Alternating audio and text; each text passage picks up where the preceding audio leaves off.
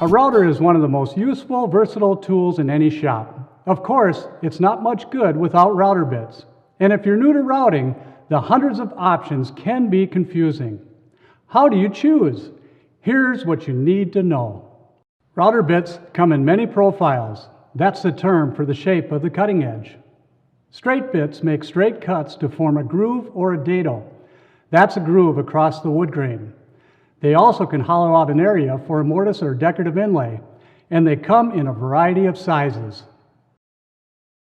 Rabbeting bits are guided by a pilot bearing at the tip, and they're designed to cut a rabbet or shoulder in the edge of a workpiece, often to join it to another piece. You can buy these bits in a set that includes bearings of different diameters. That means you can cut rabbets of different sizes with a single bit.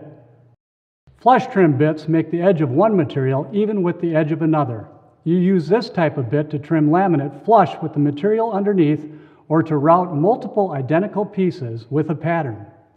Flush trim bits usually have a pilot bearing that's the same diameter as the bit's cutter. Edge forming bits come in different profiles and are used to cut a decorative edge.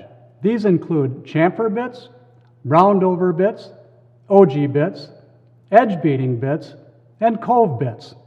Many of these bits also have a pilot bearing.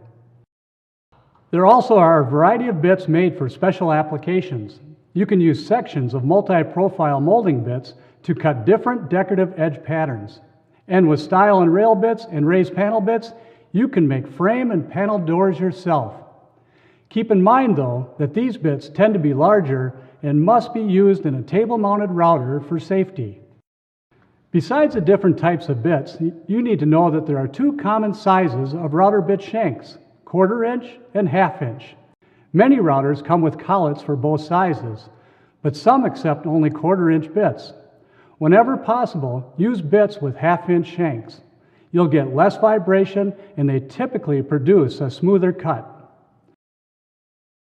Most router bits have solid carbide cutters or carbide tipped cutters, which are harder than high-speed steel and will hold an edge a lot longer, but they're also more brittle, so handle them carefully. You don't want to drop them. Here at Rockler, we offer our own line of router bits designed for the serious woodworker. They're made with thick, high-quality carbide and sharpened with diamond abrasives. They're also precision balanced and have a non-stick coating to prevent resin buildup. To make it simple for beginners, we offer a 5-piece carbide tip starter set that includes a rabbeting bit with 4 bearings, a straight bit, a roundover bit, a chamfer bit, and a Roman OG bit. All have sturdy 1/2 inch shanks. We also have sets of straight bits in the most common diameters and a 3-piece set matched to the actual thickness of standard plywood. We're confident that Rockler router bits will provide safe and smooth cutting for a very long time. That's why we back our bits with an unconditional guarantee.